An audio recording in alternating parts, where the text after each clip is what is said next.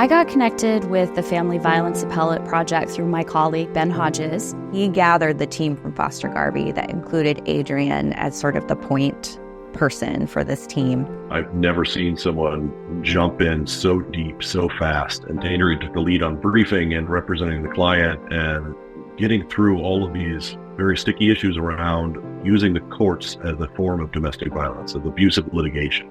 This case for the Family Violence Appellate Project involved an abusive litigant. So the relationship that was dissolving in the marriage also had evolved into an abusive litigation experience for the domestic violence survivor. My ex-husband, he is a lawyer himself, and he represented himself during this process. Her ex-spouse had filed motion after motion and filed multiple extra cases and tort claims, and she was just drowning in litigation. So because he had such a scattershot approach, we had to develop a pretty large team of attorneys to tackle all the different angles of the ways that he tried to challenge this law. The value that a survivor gets, it is monetary, but the emotional impact for them to be able to get to a point where they can just take a breath and let us do the work. Adrian definitely made me feel safe, made me feel heard. Feeling heard and believed is one of the most important things that we do. I'll say, Adrian, thanks for saving my life, for helping me so much.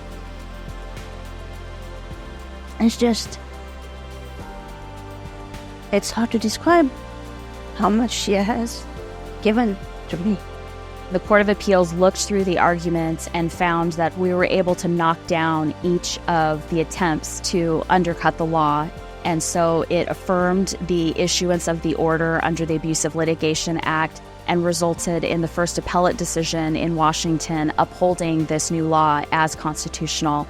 She helped lead a team of multiple attorneys through this process, and that started everything, I believe. And after that, she took on another case and another case and another case and kept taking them.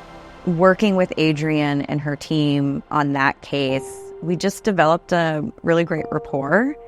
And when we had additional cases come up that we were trying to place with pro bono counsel, we would just reach out directly to Adrian and say, hey, you want to take this one too? And she's pretty much always said yes. I'm not a family law attorney. I don't do family law cases at all. But I have such strong support from that organization that together we make that difference. Adrian clearly understands the message that we need to get across in our briefs, especially because we're, in some ways doing impact litigation. We help create precedent that protects more than just our client. There are some attorneys who really want to use their power for good. She's just that type of attorney, kind of a model, I think, for what all attorneys in Washington should be doing. She does it 150%. It's not like a checkbox for her. You can tell that her heart is into it, and that makes all the difference.